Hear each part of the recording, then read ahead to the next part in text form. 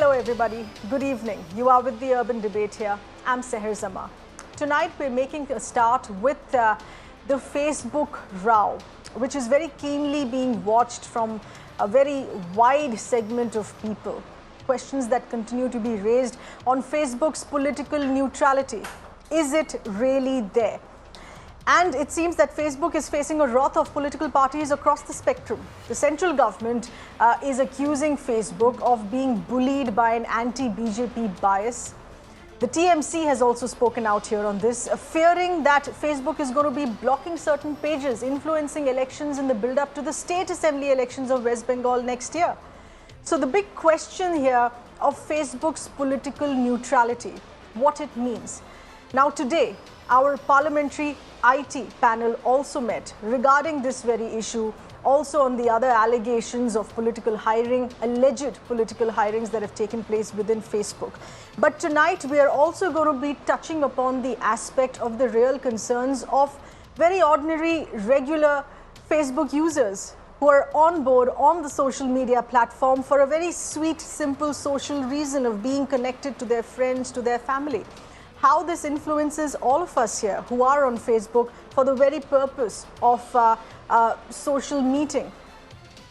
Does it mean we can really boycott Facebook if we know that there is a tendency of it influencing voters' choices, if there is a political bias, if it is also, if at all, promoting hate mongering? What does all of this mean? We have with us several voices for this discussion tonight. Let me introduce you to them. We have Mr. Tuhin Sinha, spokesperson of the BJP with us. Rohan Gupta, spokesperson and chairperson of the Social Media Department Congress.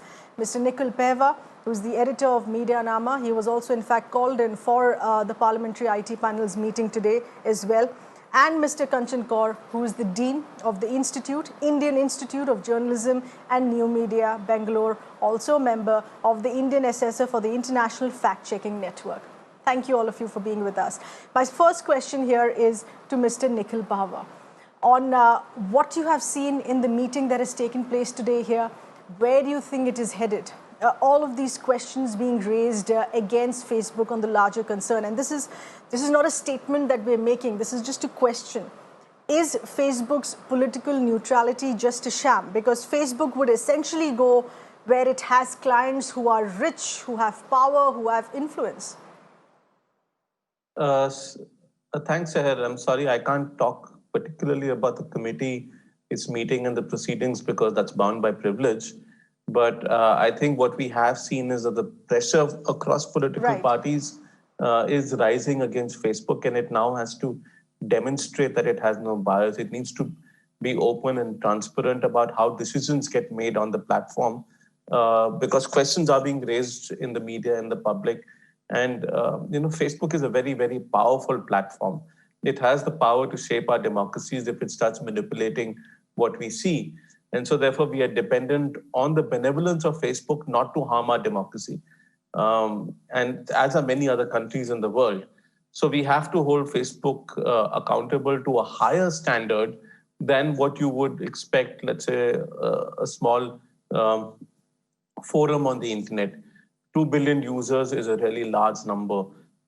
Almost 300 million Indian internet users on Facebook, and about 400 million plus on WhatsApp. These are extremely large numbers, and so there has to be a semblance of accountability there.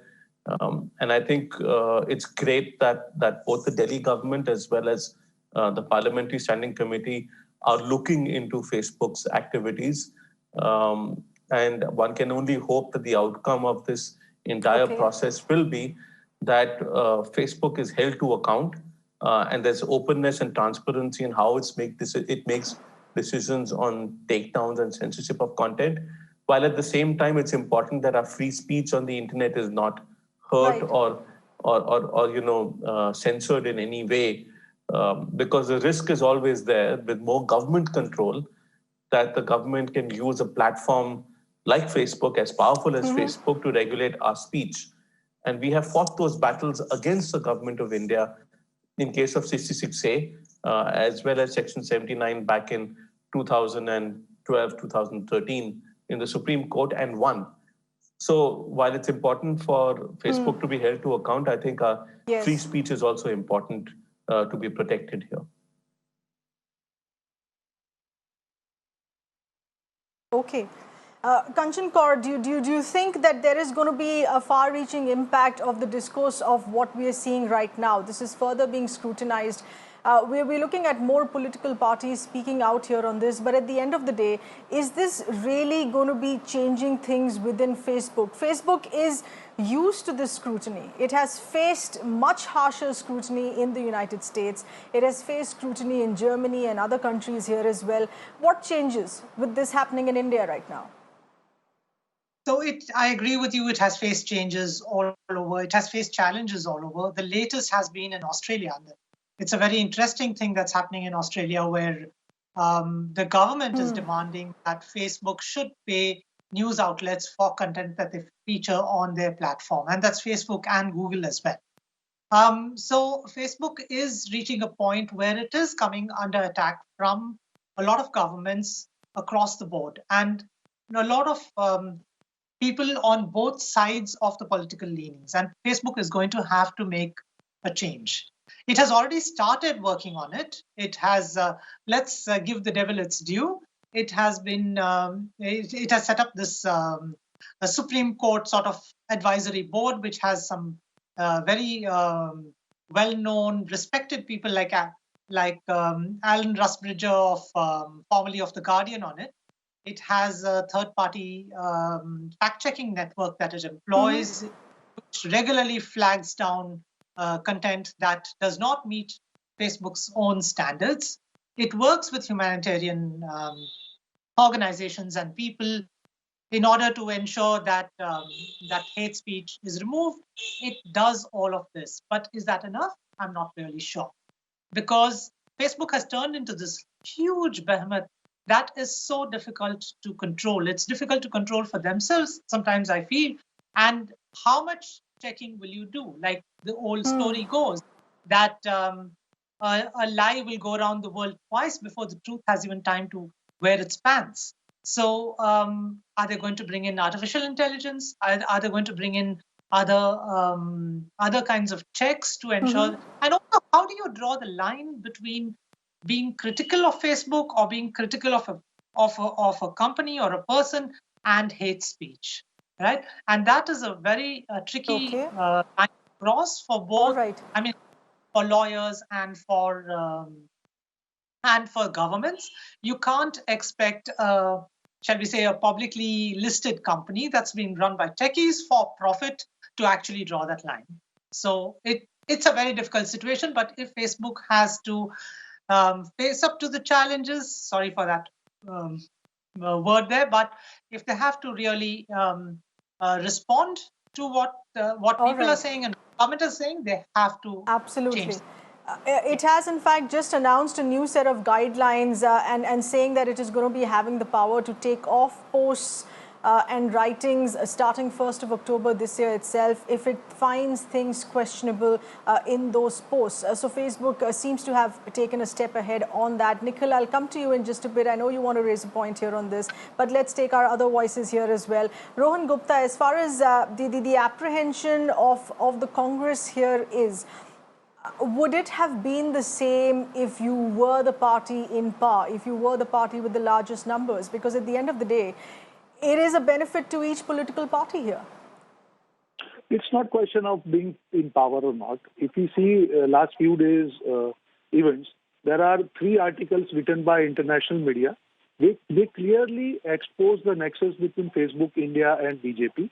The senior officials of the platform, which is supposed to be neutral, where the people of the country, around 30-40 crore people, have trusted this platform. So you have to be neutral. You don't have any choice. When senior officials of this kind of platform, they show their bias in internal email exchange or communication with the Facebook employees, what more you can expect?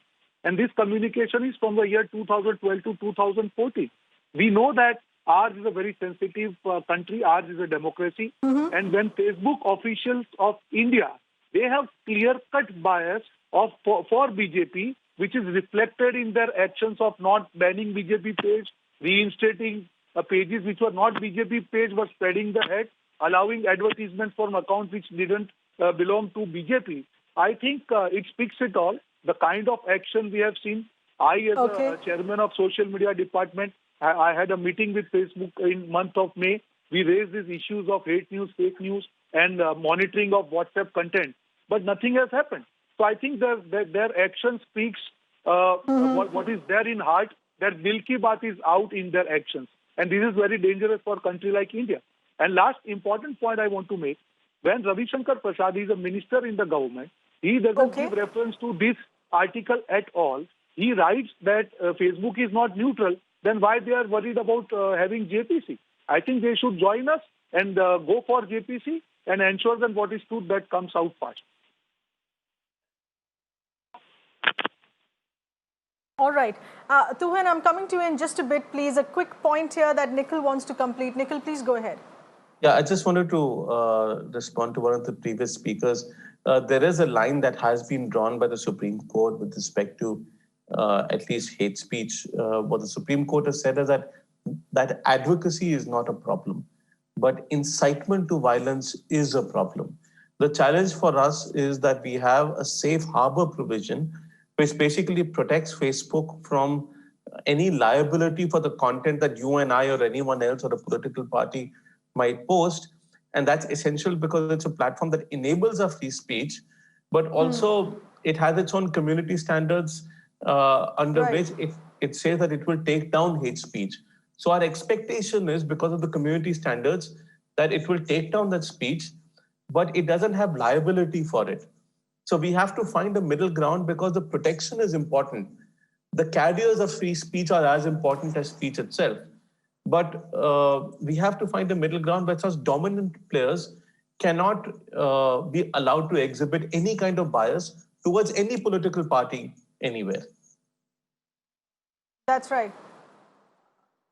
No, but these community guidelines really haven't worked with Facebook in the past. If someone's a client, then Facebook shows more rigidity against acting against an instance of hate speech. Fair point here, Nikhil. Let's get in Tuhin here on this. Tuhin, the expectation here was that the government would have reacted more sternly.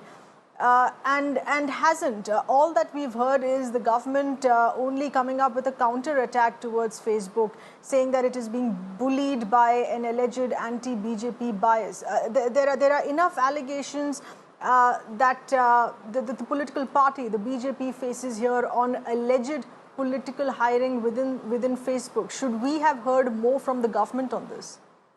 Well, Seher, for a party and for the present Prime Minister who have faced the worst social media vilification from 2002, honestly, we've taken social media biases in our stride. And had it not been for the puerile rants of Rahul Gandhi 1 month back, where he directly accused Facebook of being pro-BJP, we would not even have tried to put things in perspective. But fact is, as it was highlighted in the letter written by the Honorable Minister, Shri Ravi Shankar Prasad, in his letter, clearly there were instances prior to the elections in 2019 when several pro-BJP pages were blocked. And at the same time, if I just point out to you, if senior office bearers or if senior position holders of Facebook directly have political positions in which they are open about in the media, and when that voice invariably becomes the voice or perceived voice of the Facebook, it's a problematic situation for the country. If I may just be allowed to point out, Vijay Murthy, who probably was working in an informal capacity with the Congress in 2013, the kind of tweets which he has written, and presently I believe he is the government outreach head of the Congress party. In December 2013, he tweets to the Congress, "Arise, awake, and stop not till the goal is headed." In another instance, he says today, two of the biggest fascists are meeting in Delhi, clearly pointing to the Prime Minister, present Prime Minister, and the Home Minister. If this is the level of bias of senior office bearers and position holders of Facebook, then I'm afraid Facebook never had a neutral stand. But again, like I said, I mean, we've taken it in our stride. We never complained to it. And I think Rahul Gandhi should also take it in his stride and look introspect on what's really wrong with his party rather than blaming the social media.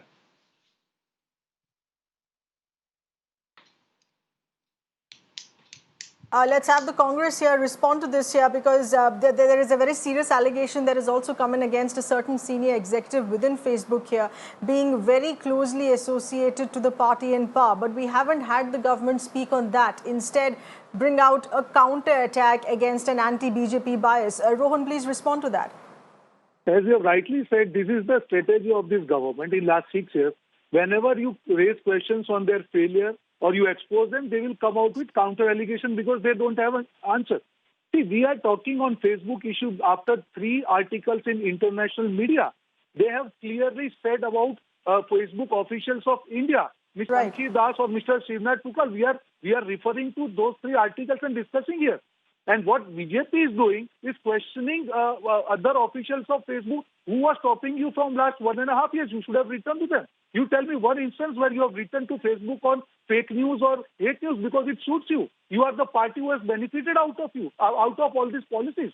And whatever instances which are there in public domain, it clearly shows how BJP is favored. If you are allowed to advertisement the pages which doesn't belong to you, what will you call it?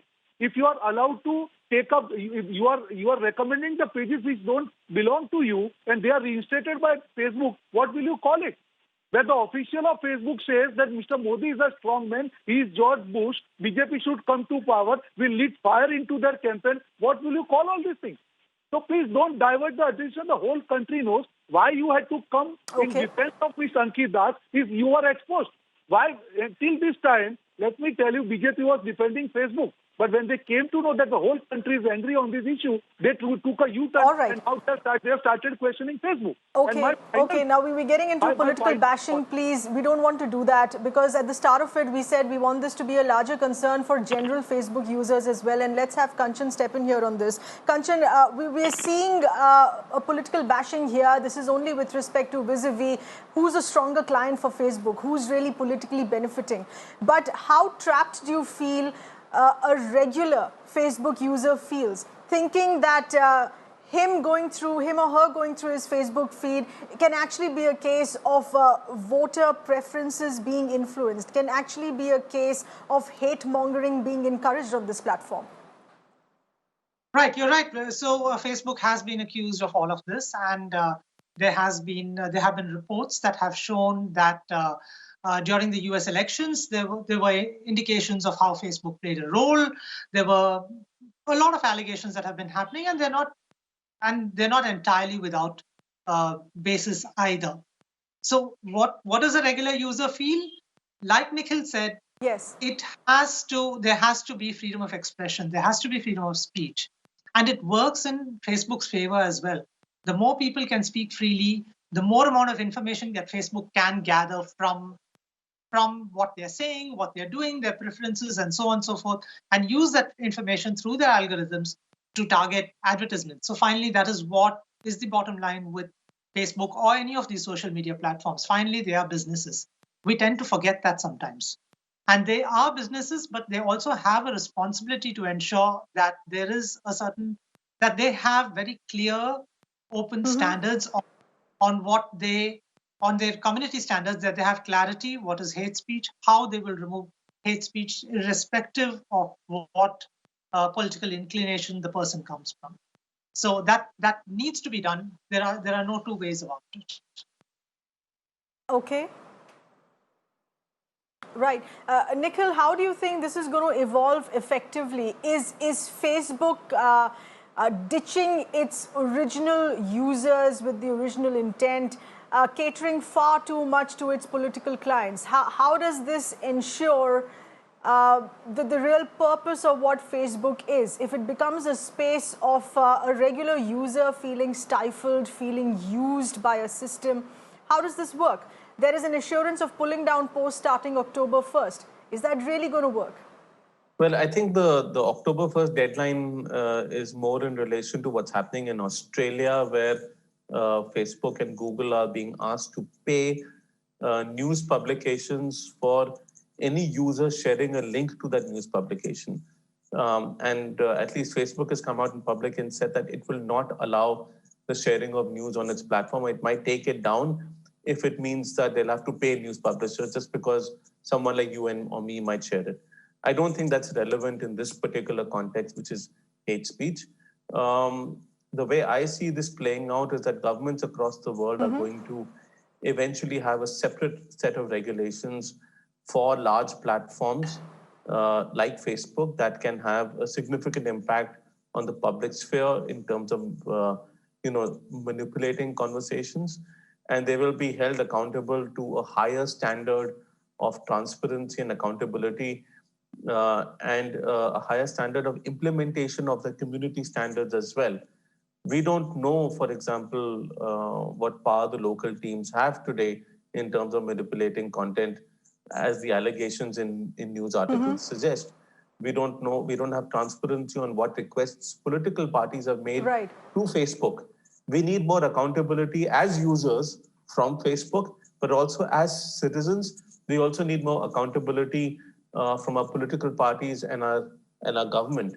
And we're in a situation where we're expecting accountability from Facebook, but we still have a situation where political parties are not being held accountable for electoral bonds. So it's not an easy situation to, as far as I can see. Right. Tuhin, the question here being, let's not expect too much from Facebook, and why should we? We should be expecting far more from our own government to be assuring that this is now turning into a menace that needs to be tackled, and this would be tackled by the government. Well, if I give you the BJP's perspective, the BJP's growth on social media right from the mid-2000 or 2009, 2010 onwards has been organic. Because we represent the will of the people, because large number of people support us compared to the Congress. So in this situation, even if Facebook has had a bias, honestly, like I said right at the start, we've taken it in our stride. We are not the ones who've been complaining. I can tell you for a fact that we are not the ones who tried to hobnob with Cambridge Analytica. We know the political party who tried to do that. We are not the ones who hired a Praveen Chakravarti. So again, let me reiterate. But Tuhin, should the government be bothered here if there is an allegation that a certain hate speech which has been promoted, which has allegedly triggered violence in the national capital, shouldn't the government be acting in far more strongly against Facebook, taking Facebook to task here on this? Because if it's impacting the peace of our nation, the government needs to be making the right noise on that. Facebook needs to have the same, the same set of rules for everybody. So I am not sure whether, there is an equivalence to a similar speech which had been given out. But honestly, this is the reason why the Facebook is being examined. This is the reason why the parliamentary panel, these are the reasons why the parliamentary panel wanted to question and probe Facebook. All we expect is a certain amount of neutrality and credible neutrality, which cannot be questioned either by any of the political parties, be it the Congress or be it the BJP. No, but Tuhin Sinha, we had the BJP MP speaking out very strongly even against this parliamentary IT panel, which wanted to discuss this very case.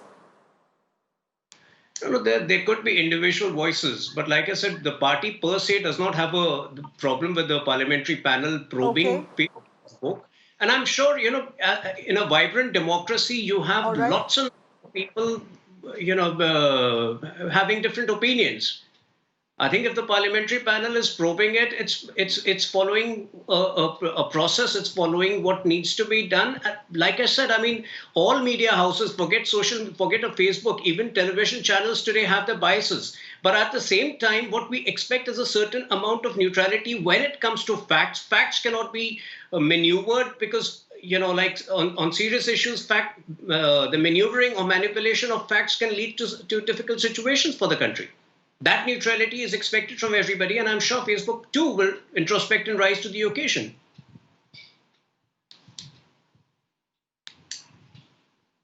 Well, let's not just hope on being sure. Perhaps the government does need to take to task the Facebook here if there is that serious allegation which is found true on ground. Rohan, you wanted to come in here on this. It's about. Okay, please go ahead. Yeah, you go ahead. You have a question. No, make your point first. Yeah. See, basically, I am really surprised to listen to argument by BJP spokesperson. If you are saying that Facebook is not neutral, you are writing letter to Facebook. Why can't you refer to three articles in international media. Is Ankita, you need to protect Ankita because she has supported you directly, indirectly? Why not? If you are saying that you are a government which wants to question Facebook on the neutrality, you should have referred that incident also in your letter, number one. Number two, when we are talking about JPC, then why you are not going with us? When we are saying that till the time the probe is done, the Facebook India official should step down, why you are not supporting our demands? So we are not saying that it is not about one particular person. It is about the confidence on this platform of people of India, around 40 crore people. We cannot mess around with the confidence of the people. And you have seen the way she says that we have lit fire to the campaign of Mr. Modi. What do you mean by that? It means that you are trying to influence the voter of this country, which cannot be tolerated. Okay. And your actions have shared that you have supported BJP. So you need to take No, action. but if it is an organic growth and following, no one's questioning that. Who says that? If If that is a natural organic following on a platform, the numbers are increasing. See, again, we have no issue with the organic following and all. The question is absolutely not that. The question is what the user is seeing. If you try to manipulate that, that is where the question comes. When you ban the pages which were, you don't ban the pages which are against your policy of hate news and fake news, what are you trying to do? You are allowing one party to manipulate your platform. The wrong is with that. Then if you see if you see Delhi riots, Facebook news, everybody knows that. You cannot allow that to happen. Political parties will continue to use Facebook with respect to what suits them here. Nikhil, is this something that needs to be taken to the Supreme Court once again? We had seen it as far as hate messages on WhatsApp were concerned, number of forwarding messages were limited. A lot of reforms that we had seen on the WhatsApp platform, which once again is owned by Facebook. As far as this burning issue right now concerning India once again on Facebook's political neutrality, should this be taken again to the Supreme Court? Sahar, I mean, just in terms of, under what law will someone take it to the Supreme Court? There is no law that says that even fake news is illegal. Okay. Incorrect information is not illegal. But, when there is a coordinated campaign that happens across the world where other governments, and just yesterday, Facebook announced that, it has deleted terminated the accounts of many users as well as pages from Pakistan that were trying to influence both people in Pakistan as well as India.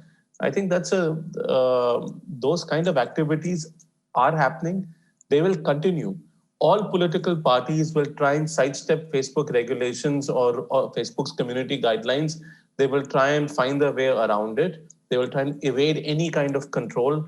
And they will use the platform for their own requirements. On what basis does Facebook say that it is going to come out with new community guidelines? It is going to start pulling off posts if it finds questionable. What are those guidelines then? What is the basis of that? No, look, like I said, Facebook can have its own community guidelines to regulate speech on its platform, just like any other app can. Even the Namo app has its own community guidelines, right? Every app has its own guidelines. And so Facebook can implement them. My point is that everyone's going to try and, platform as large as this, everyone's going to try and sidestep them. Political parties will always try and evade any kind of restrictions, whether it is from Facebook or it is from the Election Commission. And so it is important for constitutional authorities to keep on top of these things, especially when it comes to elections, and to hold platforms to account and have regulations for them. We might also need a law specifically for large platforms like Facebook, so that there's accountability and transparency in processes there. I don't think there's any other way around it. Action needs to be taken, but remember, it is in the nature of political parties to try and sidestep these guidelines.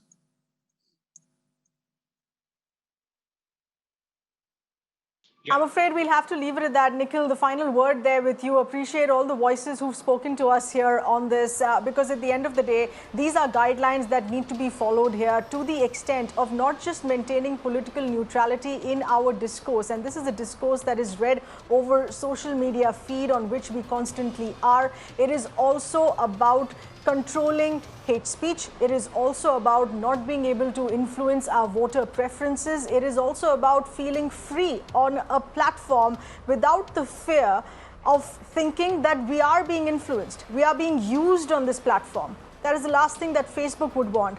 That is the last thing that any country would want here either, if it really wants to be working in the benefit and favor of its citizens. Thank you for being with us. We're slipping into a very tiny breather. The urban debate continues. Stay with us, please.